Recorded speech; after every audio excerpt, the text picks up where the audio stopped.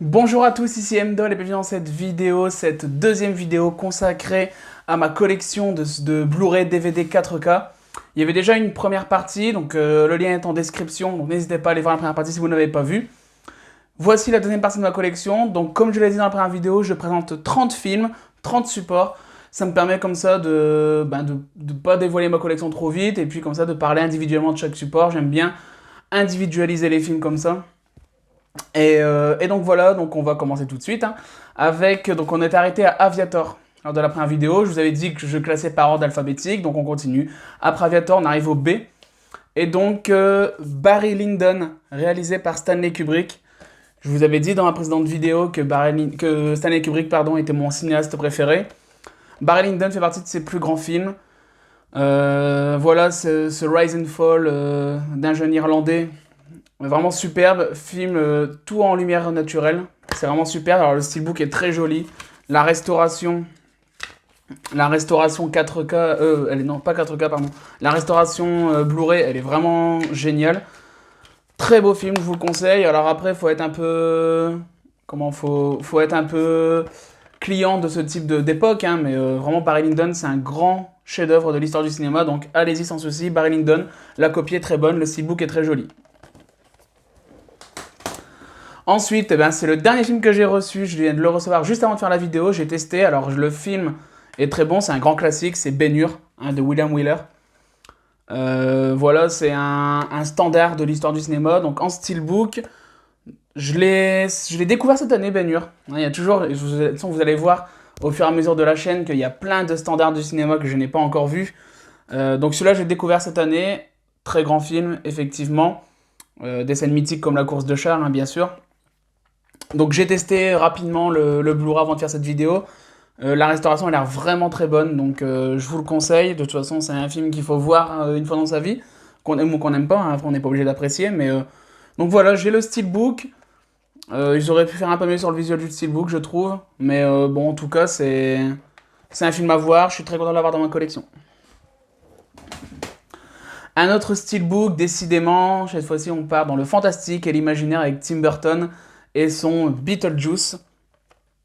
Alors Beetlejuice, je sais qu'il est sorti en 4K, je ne l'ai pas encore. Je l'ai en version Blu-ray. Le coffret steelbook est très beau.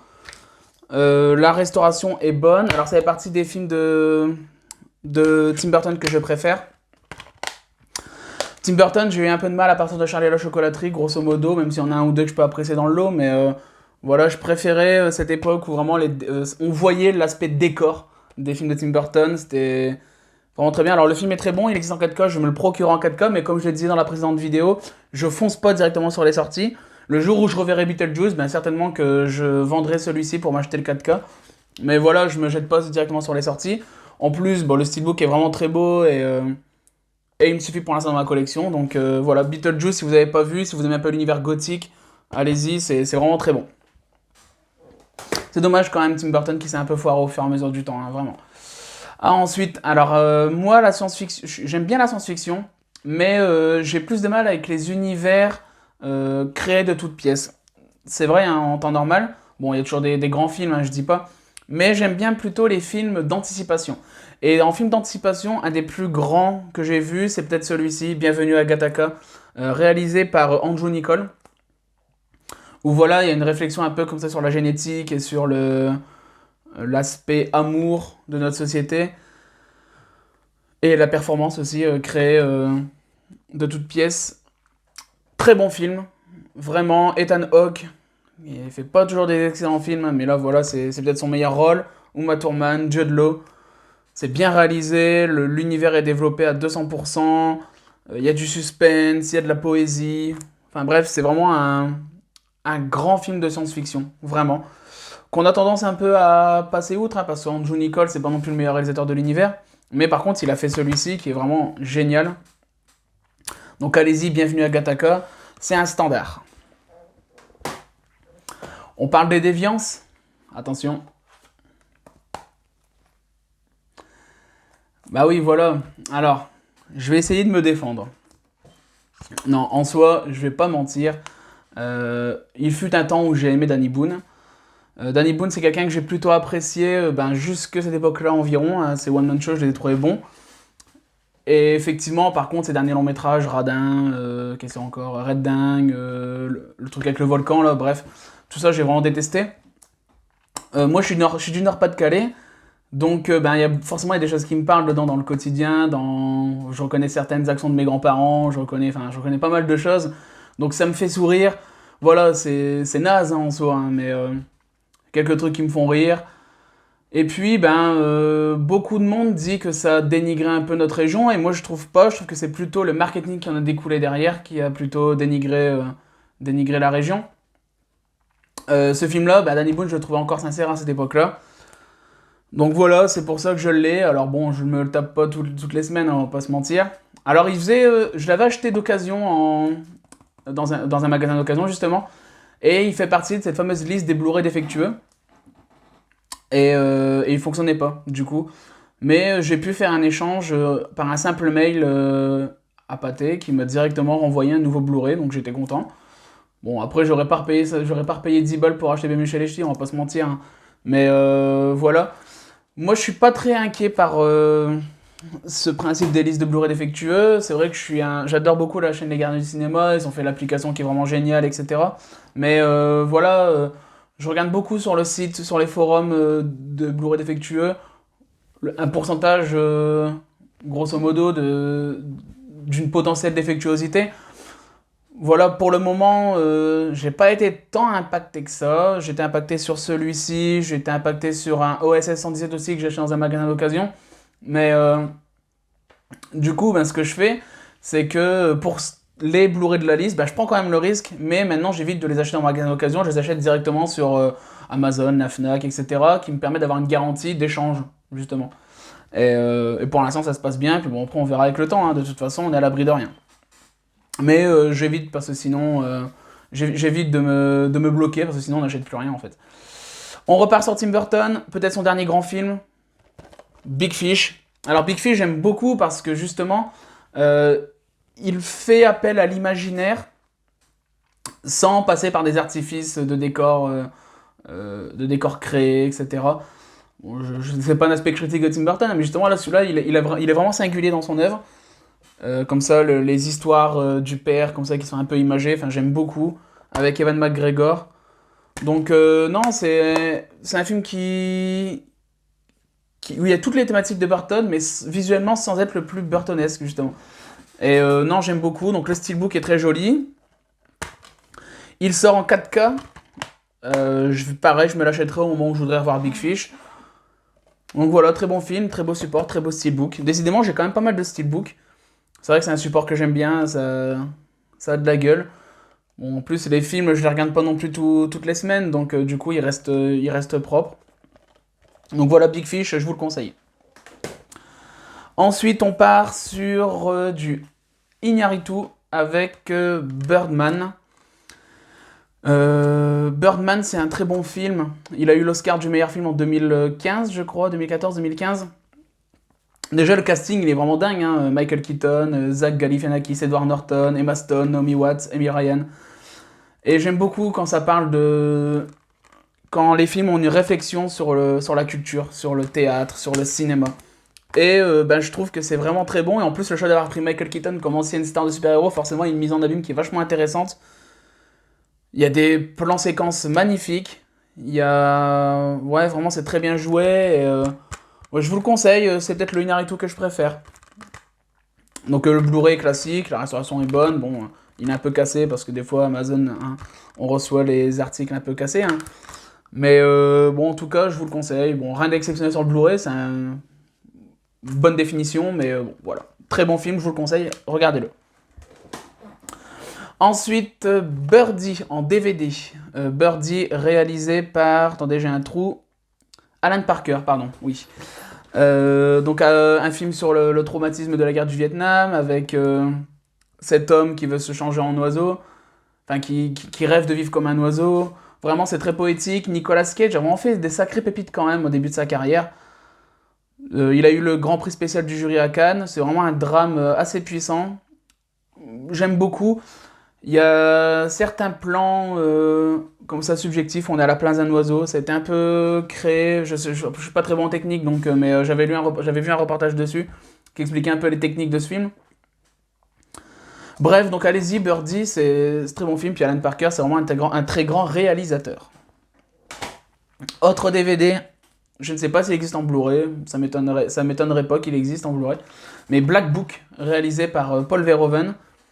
Alors, bon, pareil, hein, Paul Verhoeven, c'est un très grand réalisateur. J'aime toutes ces périodes. On pense tout de suite à Total Recall, Starship Troopers, etc. J'aime beaucoup aussi quand il part dans des films plus intimistes comme ça, ou alors Elle avec Isabelle Huppert.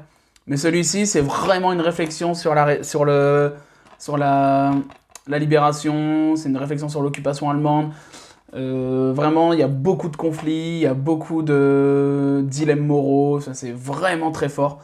Paul Verhoeven, de toute façon, c'est un très très grand cinéaste, hein. Donc voilà, je vous le conseille. Je n'ai plus le casting en tête, je les connais pas les acteurs, mais justement, ça qui fait le charme aussi de Paul Verhoeven, hein, il va toujours chercher un peu des acteurs inattendus. Donc allez-y, c'est vraiment un excellent film. On part sur un de mes films préférés de la décennie des années 2010, et je crois qu'il est sorti en 2010, mais c'est Black Swan, réalisé par Darren Aronofsky. C'est mon préféré de Darren Aronofsky, alors c'est pas un film sans défaut, loin de là. Mais la prestation de Nathalie Portman, elle me bluffe dedans, j'adore les thématiques. Alors je l'ai vu beaucoup de fois, donc c'est pour ça qu'il me touche moins qu'avant, mais... donc j'essaye là maintenant de m'en écarter un petit peu pour pouvoir me reprendre une claque le jour où je redécouvrirai. Donc c'est un digibook, j'adore les digibooks, hein, je vous l'avais dit, mais j'aime bien quand il y a un peu de lecture comme ça sur la genèse du long métrage. Voilà. Je suis pas ultra conquis par la qualité du Blu-ray par contre. J'avais lu quelques trucs, quelques avis qui effectivement mettaient en doute un peu la qualité de ce Blu-ray, et je les rejoins, c'est pas la meilleure restauration que j'ai vue, mais bon, voilà, ça reste quand même le meilleur support qui existe pour ce film, et en plus en digibook, donc je suis très content de l'avoir.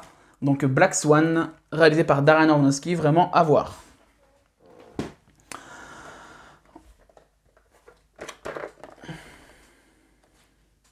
Voilà, chef-d'œuvre, hein, que voulez-vous, Blade Runner 2049, Blade Runner tout court, pardon, The Final Cut, en version Titan of Cult. Alors je suis pas très fan des versions Titan of Cult, mais bon là je l'avais qu'en DVD avant d'acheter ce coffret. En fait, c'est toujours cette ouverture là, que je peux pas, parce qu'on est forcément obligé de niquer le coffret quand on le remet. Et donc dedans il y a des petits goodies un peu à la con, puis il y a ce steelbook, il est beau, il est joli le steelbook, hein. C'est avec 2001 Odyssée de l'espace, c'est ma restauration 4K préférée. Je suis vraiment en immersion, on gagne vraiment en colorimétrie. C'est bluffant. Et puis c'est un grand film, hein, je veux dire. Je trouve même que c'est un film dont la qualité visuelle a permis de lui redonner un peu de cachet auprès du grand public. Parce qu'il y a beaucoup de personnes qui passaient à côté de Blade Runner, et le fait de le revoir dans des conditions, enfin des amis proches, hein, le fait de le revoir dans des conditions visuelles vraiment parfaites, ben, ils ont dit qu'en fait c'était vraiment une sacrée claque. Alors ben effectivement Blade Runner, c'est un de mes films de science-fiction préférés. Ça aborde tellement de thématiques sur l'être humain, le discours final me touche toujours autant. Voilà, Rutger Hauer, excellent, Harrison Ford, vraiment génial. Une ambiance visuelle indescriptible, un monde vraiment unique, Blade Runner. Donc non, c'est excellent, avec Alien, c'est les meilleurs Ridley Scott, hein. Donc voilà, je le remets tout doucement dans son paquet, en espérant ne pas abîmer. Mais voilà, Blade Runner, en tout cas, là pour le coup, la 4K, on me pose toujours la question est-ce que la 4K ça vaut le coup ou pas. Moi souvent je réponds oui, même s'il y a certains longs métrages où on peut en douter. Par contre celui-là il gagne vraiment en qualité. Et comment j'étais très sceptique quand on annonçait qu'il y avait une suite.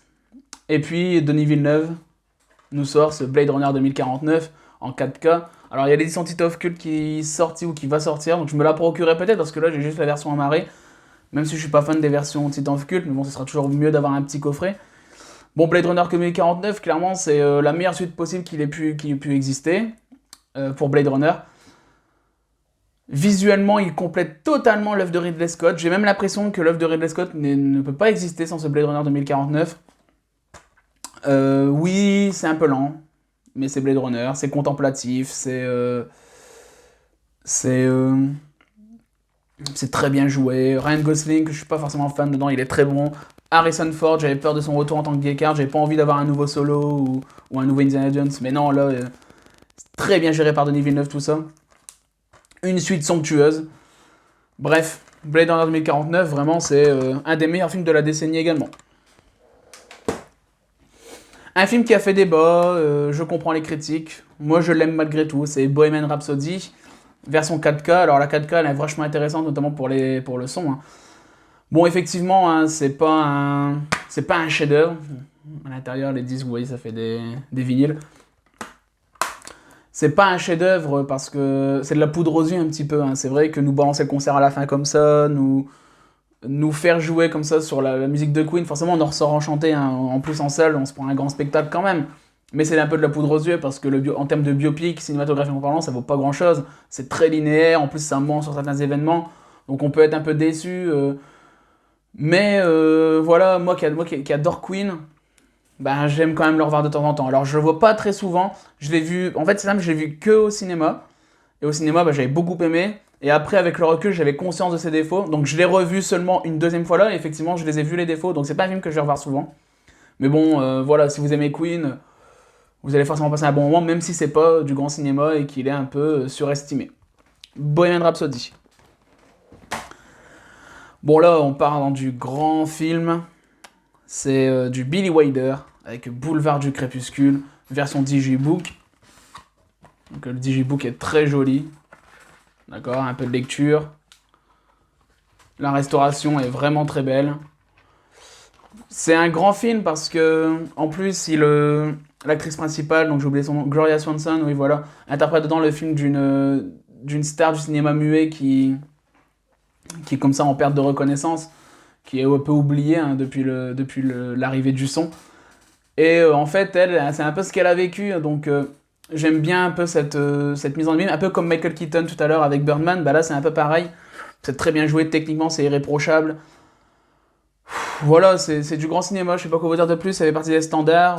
Je sais plus, j'ai vu qu'il y avait il y a un classement des films aux États-Unis où il faut voir dans sa vie, il est dans le top 10, enfin bref, vous voyez le style de film. C'est poignant, c'est touchant, en plus ça parle de cinéma, enfin j'aime beaucoup vraiment, c'est Boulevard du Crépuscule, j'ai revu il y a pas longtemps et c'est vraiment un grand film. Braveheart en steelbook 4K. Alors pareil, il faut faire attention. J'ai eu un souci, le premier pressage du 4K de Braveheart en steelbook était défectueux sur les Sony. Les Sony ne pouvaient pas y aller, il y avait un problème d'encodage, je crois. Et donc, j'ai dû me le faire rembourser et échanger par Amazon plutôt. Et par contre, le deuxième est bon. Parce qu'en fait, après, il y a eu un repressage qui est fait que ce problème a été corrigé. Donc faites attention en le commandant. Par contre, je le conseille, visuellement, c'est taré comment ils ont réussi à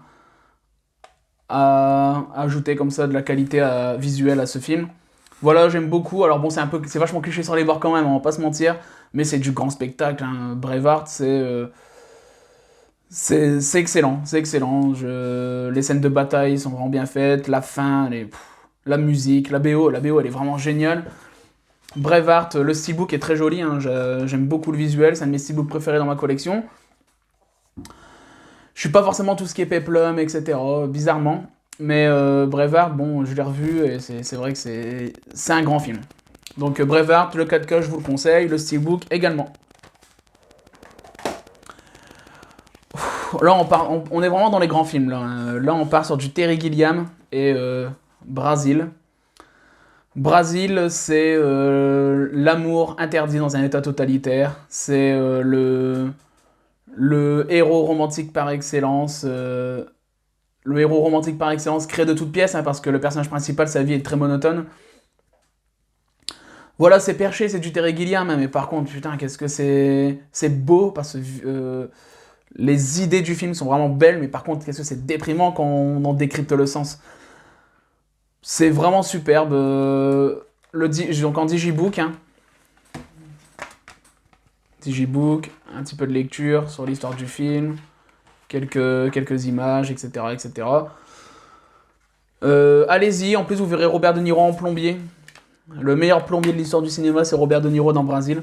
Non, franchement, allez-y, c'est perché, c'est un peu perché, c'est Terry Gilliam, mais Si vous aimez un peu tout ce qui est décalé, tout ce qui sort un peu de l'ordinaire et qui en même temps apporte une réflexion sur notre monde, bah Brasil, c'est le film qu'il vous faut. J'adore. Voilà, donc allez-y, Brasil. Bon, alors là, c'est beaucoup moins bon, ce que je vais vous présenter. En DVD, c'est Brise de Nice. Alors, je vous vois déjà en train de vous foutre de ma gueule. Mais oui, effectivement, c'est naze. Mais faut savoir que quand j'étais adolescent, c'était un de mes premiers DVD. En fait, à l'époque où ce film est sorti, j'étais au collège. Et c'était forcément un film. C'est un film très générationnel de toute façon. Hein. Hein, tout le monde se mettait à dire casser dans la cour de récréation, etc., etc. Et cetera. Et en fait, tout le monde l'avait vu, sauf moi. Donc moi, je disais casser comme un con, mais j'avais pas vu le film. Et puis, ben, un jour, en passant au magasin, j'ai demandé à ma mère de me l'acheter. Donc oui, alors, je vais pas non plus mentir en disant que je ne l'aime pas. Non, non, non, je trouve que Clovis Cornillac, par exemple, est très bon dedans. Et puis, bon, le personnage en soi de Brise de Nice est assez touchant dans son écriture. Ça fonctionne par moments, ça se rate complètement dans d'autres. Mais bon, je passe quand même un moment sympa quand je regarde Brise de Nice. Je l'assume, hein, voilà. Plaisir coupable assumé. J'ai pas vu la suite. Je ne sais pas trop ce que ça donne, mais je suis pas tenté tant que ça. Donc voilà, il est en DVD. Voilà, Brise de Nice. Voilà, vous avez votre propre avis, j'en suis sûr. Alors ça, c'est un film très intéressant réalisé par Jim Jarmusch. C'est Broken Flowers avec Bill Murray. Alors j'aime beaucoup. Alors c'est un film qui est très court, il doit durer 1h20 à peine. Un beau casting, hein, Bill Murray, Sharon Stone, Jessica Lange, il y a même Julie Delpy, il y a Tilda Swinton. Bref, en fait, c'est l'histoire d'un séducteur, d'un Don Juan, qui va se retrouver seul après avoir été quitté par sa dernière femme. Et puis, il va recevoir une lettre anonyme qui l'informe qu'il est père. Et donc là, il va se faire un petit road trip pour aller revoir toutes ses anciennes conquêtes et puis pour savoir ben, qui est ce fils inconnu et de qui également. Et donc, ben, en fait, il va comme ça un peu se découvrir lui-même, découvrir un peu les conséquences sur la vie de ses anciennes conquêtes. Donc attention, c'est pas du road trip, on n'est pas dans du very bad trip, on n'est pas dans du... Non, c'est même assez lent plutôt comme rythme. Mais voilà, non, c'est très bon, Jim Jarmusch, Bill Murray joue très bien dedans. Donc allez-y, je l'ai eu en Blu-ray pour pas très cher dans un magasin d'occasion, je ne le regrette pas du tout. J'ai déjà vu 2-3 fois, donc oui, c'est un film qui sur la paternité. Voilà, c'est un bon film, allez-y. J'ai pas vu grand chose en Jim Jarmusch, mais celui-là j'aime beaucoup. Alors, ça c'est pareil, j'aime vraiment bien, c'est Brothers avec Tobey Maguire, Jake Gyllenhaal, Natalie Portman. Voilà, c'est déjà un très grand casting. Donc en fait, c'est Tobey Maguire qui est laissé pour mort en fait en Afghanistan et qui en fait est kidnappé. Et il est kidnappé, donc sa femme, Natalie Portman, croit qu'il est... Natalie Portman, pardon, je montre le nom. Natalie Portman croit qu'il est mort. Et elle va nouer une relation avec Jake Gyllenhaal, qui est le frère de Tobey Maguire dedans. Alors c'est un remake d'un film danois. Le film danois, je ne l'ai pas vu. En tout cas, je trouve le film vraiment bon. Alors c'est des thématiques qu'on connaît déjà par cœur, le traumatisme de la guerre, etc. etc. Mais Tobey Maguire dedans, super comédien. Vraiment, c'est peut-être un de ses meilleurs rôles avec Spider-Man. Donc forcément, à un moment dans le film, bon c'est... Voilà, je vous révèle rien, mais Tobey Maguire va revenir de guerre, et donc forcément ça va créer un petit micmac émotionnel, et c'est vachement fort. Et juste c'est là où dans Tobey Maguire est vraiment bluffant. Donc Brother, je vous le conseille, un drame assez sympathique. On part dans le grand de la comédie française, c'est Buffet froid de Blier. Le film le plus absurde que j'ai vu peut-être. On va se retrouver avec de l'humour noir constamment, des répliques cultes à mine de rien. C'est absurde, c'est burlesque. Les acteurs jouent très bien, Bernard Blier notamment, Jean Carmet. Vous retrouverez dedans, attention, Jean Benguigui en mafioso. Bref, c'est assez... c'est drôle, c'est drôle. Faut aimer l'absurde. Il faut se mettre dans les conditions pour le voir quand même, parce que... Voilà, c'est une comédie qui va être intelligente, où tout est fin. Donc il faut pas regarder ça comme si vous regardiez le dîner de con, en fait. Il faut quand même être un minimum engagé dans les répliques et dans le déroulé de l'histoire. mais c'est drôle. J'aime beaucoup. Je vous invite, ça fait partie des films où on a tendance à dire le cinéma français c'est de la merde, mais non, moi quand je présente ça, non, je suis désolé. Buffet froid, très bonne comédie. Il nous en reste 10, on a fait les 2 tiers du chemin. Et là, je vous parle des frères Cohen avec Burn After Reading en Blu-ray. C'est un des films des frères Cohen qui est un peu sous-estimé, souvent on le met un peu de côté, moi je l'adore. Le casting, hein, George Clooney, Frances McDormand, John Malkovich, Tilda Swinton, Brad Pitt. Une histoire où voilà, Brad Pitt et Frances McDormand vont se retrouver à découvrir un CD-ROM avec toutes les informations d'un ancien agent de la CIA, joué par Malkovich. Et donc ça va créer beaucoup d'histoires. Donc en plus il y a il y a des histoires d'adultère, etc. Il y a une scène vraiment très drôle avec George Clooney. Je vous la révèle pas, sinon vous allez être gâché. Je vais vous gâcher le moment. En tout cas, c'est un très grand film. Enfin, un très grand film. Un bon film. Je vais arrêter de dire très grand film ou chef-d'œuvre à chaque fois. C'est un bon film.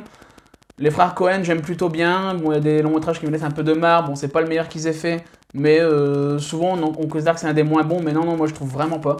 Donc, Burn After Reading. Vous passerez un moment. En plus, il dure pas très longtemps. Il dure 1h36. Si vous avez 1h30 devant vous pour voir un film et que vous avez envie de, comme ça, un peu de rire, mais en même temps de voir du cinéma intelligent, bah, Burn After Reading, c'est le cas. Alors là, on passe sur un personnage mythique du cinéma d'horreur. On arrive au C, vous savez très bien, mais je parle de ça. Alors donc ça, ici, c'est le steelbook de l'ancienne version, le téléfilm de 1990, je crois, si je dis pas de bêtises. Donc le steelbook est très joli. Le film en lui-même, alors moi je trouve que le film a forcément, déjà c'était un téléfilm, mais il a énormément vieilli.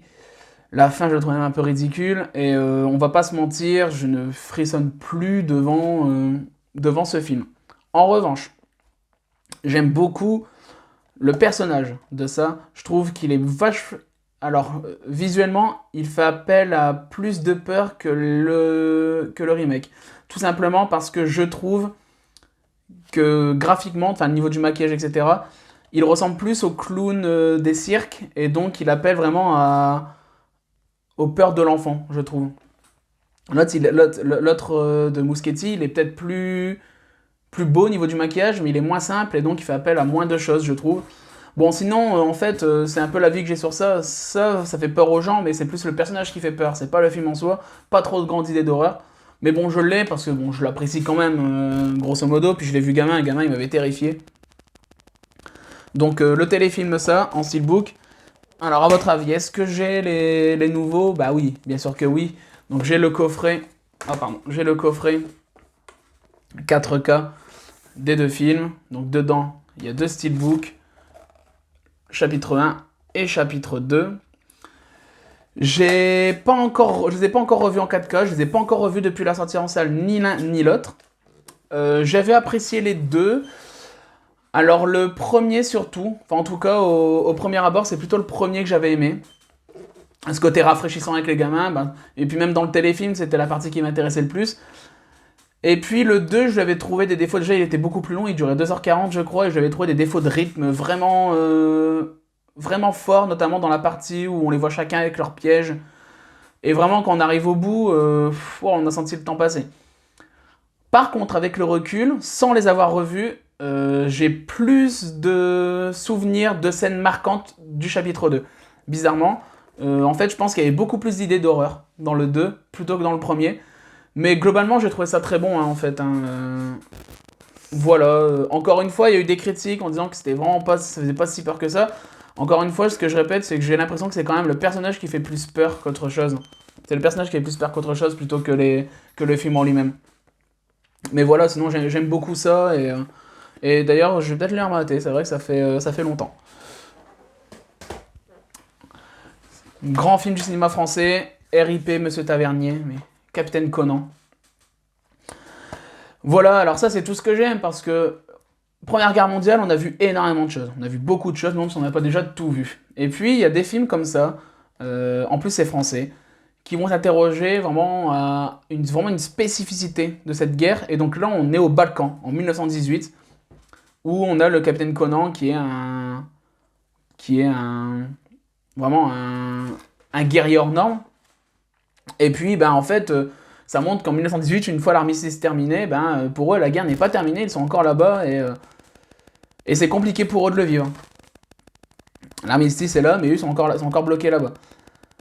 Donc j'ai beaucoup aimé, la réalisation est vraiment exceptionnelle, il y a beaucoup de cynisme sur la guerre, je me souviens, il y a une scène où il y a la cérémonie de l'armistice, justement, pour fêter ça, en fait, la cérémonie est complètement ridicule, les musiciens jouent mal, etc. Donc c'est drôle, donc dedans il y a Philippe Torreton qui est vraiment exceptionnel, et puis il y a Samuel Le Bihan aussi, qui est encore très jeune. Donc non, Captain Conan, ben, Bertrand Tavernier, déjà j'aime beaucoup son œuvre, on en reparlera un peu dans la suite de ma collection. J'ai pas encore tout vu, mais ça ne saurait tarder. Et donc, ben, RIP, Monsieur Tavernier, parce que vous devez faire des grandes pépites comme celui-là. Donc là, je l'ai en Blu-ray, il est sorti cette année en Blu-ray, je l'avais en DVD avant. Non, je dis des bêtises, je sais pas s'il est sorti cette année ou il est ressorti cette année plutôt. Donc j'ai le Blu-ray, je l'avais en DVD, je l'ai revu il y a pas longtemps. Mais vraiment, c'est un bon film, je vous le conseille. Alors là, c'est ouais, un très bon film également de Paul Greengrass. C'est Captain Phillips en steelbook. Donc le steelbook est très joli. Voilà, l'intérieur. Bon, l'intérieur, il n'y a pas grand chose. C'est l'histoire vraie du capitaine d'un bateau américain qui s'est fait capturer par des pirates somaliens. J'aime bien parce que on évite plein d'écueils. On évite les écueils patriotiques. Alors, il y en a un petit peu, mais vraiment, c'est assez fin. On évite aussi les écueils dramatiques du style le capitaine qui s'attache vraiment à un pirate somalien. Alors, un petit peu, mais vraiment très finement. Donc, j'aime beaucoup. Tom Hanks est très bon dedans. Bon, ça, c'est pas une surprise. L'attention est très bien gérée par le réalisateur. Donc, vraiment, je vous le conseille. C'est du cinéma grand spectacle intelligent. Et voilà, beaucoup de tension. J'aime beaucoup. Captain Phillips. Bon, là, on passe. Alors, je l'ai revu cette semaine et je vous le dis, le prochain Focus On. Alors, je devais le faire sur mon film préféré. J'avais dit dans une de mes vidéos, puis finalement, j'ai changé d'avis. Je vous laisse encore mariner sur l'identité de mon film préféré. Non, le prochain Focus On sera sur ce film. Carrie, réalisé par Brian De Palma. La restauration Blu-ray, elle est pas terrible. Je le dis, mais en même temps, le DVD était dégueulasse. C'est un peu vieilli. Non, non, non. Certains effets ont un peu vieilli, notamment à la fin avec les plans divisés. Mais en tout cas, Sissy Spacek, excellente. John Travolta dans un second rôle, il nous fait vraiment marrer. Puis la scène du bal, voilà, maintenant pensez bal de fin d'année, vous penserez directement à Carrie. C'est très bon, sa réflexion sur la religion. Voilà, j'aimerais bien qu'un jour il y ait une version digne de ce film. Parce qu'il y a toujours le son est toujours pas très bon, etc. Bon voilà, donc j'espère, mais sinon Carrie, ben, Brian De Palma de toute façon, voilà, c'est un des plus grands. Et Carrie, excellent film de 76 je crois, ouais. Et vraiment, il restera dans l'histoire. Un film que j'ai revu ce matin, j'avais envie. Carol, réalisé par Todd Haynes, avec Cate Blanchett, sublime Cate Blanchett, avec Rooney Mara, sublime Rooney Mara. Voilà, c'est dans les années 50, hein, c'est un film un peu d'auteur. C'est entre deux femmes qui ont chacun leur couple et qui vont se retrouver, qui vont nouer une relation passionnelle, mais en même temps basée sur la séduction, mais en même temps il y a toujours les codes sociaux, les codes moraux de cette époque-là qui entrent en jeu. Bon, c'est assez convenu dit comme ça, mais voilà, le jeu des deux actrices fait vraiment ça fait vraiment le taf. C'est très élégant, c'est très distingué comme film. Donc non, j'ai pris plaisir à le revoir.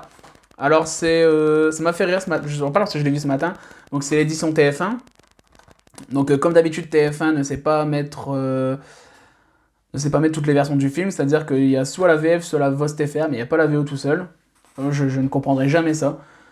Et en plus, ils prennent vraiment leurs spectateurs pour des cons TF1 parce que au début du film, on lance le film et il y a un message en disant le grain de ce film, de cette version, est voulu par Todd Haynes, on a voulu le respecter. Mais pour arrêter de nous prendre pour des cons, enfin, je veux dire, on le sait, on sait reconnaître quand c'est une mauvaise masterisation ou quand c'est quelque chose voulu par le réalisateur. Et en plus, ça se dédouane en disant, bah, si c'est dégueulasse, c'est pas de notre faute, quoi. Enfin, je trouve ça un peu gros. Bon, en tout cas, Carole, je vous le conseille, c'est un peu d'auteur, un film un peu d'auteur, comme ça. assez lent, assez contemplatif, assez basé sur les émotions, sur les expressions de visage, etc. Mais moi j'aime beaucoup. Puis Cate Blanchett, elle est superbe. Tout à l'heure, je vous ai présenté Boulevard du Crépuscule de Billy Wilder. Et que dire de celui-là? Certains l'aiment chaud, si ce n'est la meilleure comédie de l'histoire du cinéma. Andy J. Book, pareil, et très belle version, avec voilà, un peu de lecture, etc. etc. Bah, certains l'aiment chaud, c'est culte hein, déjà. Bon, ça, il y a Tony Curtis, Jack Lemmon, c'est déjà un superbe duo. Marilyn Monroe, voilà, c'est partie des films qui ont développé le mythe. C'est très drôle encore à l'heure actuelle, ça ne vieillit pas. C'est quand même le film qui a basé toutes les blagues sur le travestissement, etc. Donc non, c'est vraiment drôle. Le film date de 1900, j'ai plus la date, 1959, et c'est toujours aussi drôle à l'heure actuelle. Ça ne vieillit pas, et vous pourrez montrer ça à des gamins. Ça ne vieillit pas. Vraiment, ça leur fera toujours rire. En plus, ce qui est bien dans ce film-là, c'est les 10-15 premières minutes. Ça commence vraiment comme un film de gangster. Et je trouve ça vachement audacieux pour une comédie populaire de commencer de la sorte. Bon, en tout cas, voilà, la restauration est très bonne, le support est très joli. J'aime beaucoup. Je l'avais découvert, ce film-là, je l'avais découvert, Satalem Show, quand j'étais au lycée. On avait un cycle, on allait au cinéma, ils nous avaient passé Satalem Show. Je m'étais pris une vraie baffe, même à l'époque. Ensuite, alors bon, le DVD est un peu dégueulasse, mais il est sorti en Blu-ray et je vais me le commander dans les prochaines semaines, c'est sûr. César et Rosalie de Claude Sautet. Bon, là, pareil, hein, c'est un film qui est basé sur deux personnages. Donc, Romy Schneider est magnifique. C'est avec ce film-là que je l'ai vraiment découvert. Et puis, en fait, c'est un peu une histoire d'amour avec on a ce couple, César et Rosalie, et puis avec Yves Montand et Romy Schneider, et puis il y a un amour de jeunesse qui va ressurgir et qui va un peu mettre le bazar entre le couple. Bon, Claude Sautet, c'est spécial, c'est très... c'est très... Alors, je vais utiliser ce mot-là, mais c'est très bourgeois comme cinéma, en quelque sorte. Même si j'aime pas du tout ce terme, hein, c'est juste que j'ai pas trouvé mieux sur l'instant. Mais je pense que vous voyez ce que je veux dire. C'est très... c'est très contemplatif, c'est très basé sur des dialogues, ça paraît pas toujours naturel, mais en même temps, c'est justement ça qui fait la beauté du cinéma de Claude Sautet. Donc j'aime beaucoup, je vous laisse découvrir son cinéma. Claude Sautet, je ne sais pas si c'est le meilleur film pour commencer sa filmographie. Ils sont sur Netflix, je crois, il y a beaucoup de Claude Sautet sur Netflix, j'aime beaucoup Les choses de la vie également. Mais bon, allez-y, rien que pour le mythe, voilà, le duo Yves Montand-Romy Schneider, que demander de plus? Est-ce qu'on en fait encore des beaux duos comme ça au cinéma à l'heure actuelle? Dans le cinéma populaire français, je ne suis pas sûr. Donc allez-y. Et le dernier pour aujourd'hui, on en est déjà à 38 minutes de vidéo, donc c'est pas mal. On évoquait 31 comme ça, forcément, ça prend un peu de temps. Je l'ai reçu cette semaine également, vous allez me dire, il dépense beaucoup d'argent. Ben, j'ai quand même un budget qui est environ 40 € par semaine de Blu-ray, etc. Donc quand j'achète une belle version, des fois j'en achète qu'un par semaine, mais parfois si je fais des bonnes affaires d'occasion, ou il y a plusieurs films que je peux acheter dans la semaine. Chantons sous la pluie, certainement la comédie musicale que je préfère. Un film qui parle également de cinéma, hein, dans cette époque où le film muet laisse la place au film parlant. Voilà, c'est drôle, ça fait du bien, ça fait réfléchir sur le cinéma. Les chansons sont mythiques. Voilà, que dire de plus? C'est un chef-d'œuvre. Je suis très content de l'avoir en Blu-ray. Il n'est pas simple à trouver. Donc allez-y, Chantons sous la pluie, si vous ne l'avez pas vu, ça fait partie des standards du cinéma. Si les seules comédies musicales que vous avez vues, c'est Grease ou Dirty Dancing, encore que j'aime bien, hein, attention, on y reviendra. Si vous n'avez pas ces films-là, allez-y quand même sur ces films-là, parce que c'est vraiment d'un autre niveau, c'est un grand film qui a apporté beaucoup au cinéma, au-delà de son aspect comédie musicale. Donc voilà, la deuxième vidéo de collection est terminée. On se retrouvera le mois prochain pour une troisième vidéo pour la suite. Donc on a arrêté à Chantons sous la pluie, donc on reprendra Chantons sous la pluie. Je rappelle que même s'il y a des films qui reviennent dans les étages précédents que j'ai présentés, on les verra une fois que tout sera terminé, on reprendra et tout ce que j'ai présenté, les changements de support, etc. Bref, j'adore ces vidéos-là parce que j'adore le sport physique. Et donc, on se retrouvera pour une prochaine vidéo.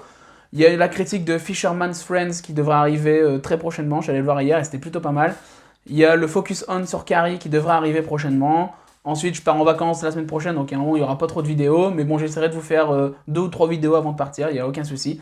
En attendant, je vous souhaite une bonne soirée, un très bon week-end. Salut, à bientôt!